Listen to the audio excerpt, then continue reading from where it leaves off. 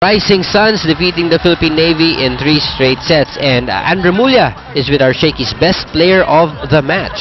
Thanks, Doc Ian. I'm here with our Shakey's best player of the match, Joy Cases, scoring 16 points in this game. Joy, nung second set, nalamangan kayo ng konti ng Philippine Navy, but you guys recovered. What do you think went wrong, and what is it that you did to recover in that set? Tingin ko pa, siguro naging overconfident lang din kami kasi tsaka wala po si Coach Mike po para pagalitan kami. So medyo nagkaroon lang kami ng pagiging kampante po. Ganon. Okay. And then, aside from that, of course, ang daming tao sinusubaybayan yung mga games nyo. And your upcoming game is against the Philippine Army. What is it that your team is doing in preparation for that game? Pag Army po kasi, siguro mas focus kami sa coverage kasi malalaki din po kasi sila. So, yung mga atake namin, medyo hindi po masyadong tiwala. Coveran po namin. At receive po, yun.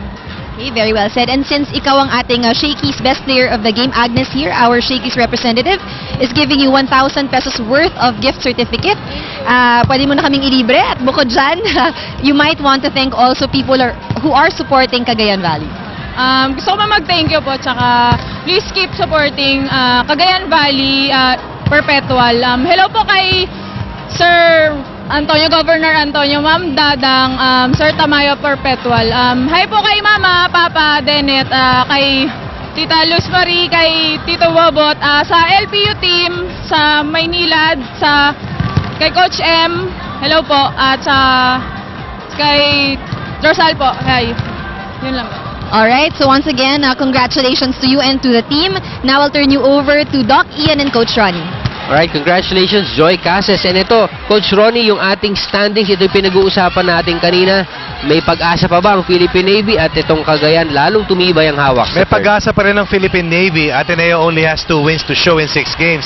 But they have to hope that Ateneo will lose this game against FEU, which is coming up, and then start winning on the next coming games. But for Cagayan, they did what they needed to do, which is to take care of business and protect that 3rd spot.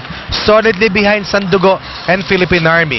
They will square off against Philippine Army on Tuesday, but first things first, they got past the challenge of Philippine Navy. Okay, and last point, maganda pala pag walang nagagalit na coach. Sana sinabi ni Joy, pinagalitan natin siya para kasama tayo sa GC niya. Sa dami ng pinasalamatan ni Joy, hindi kasa yung GC niya. Sige.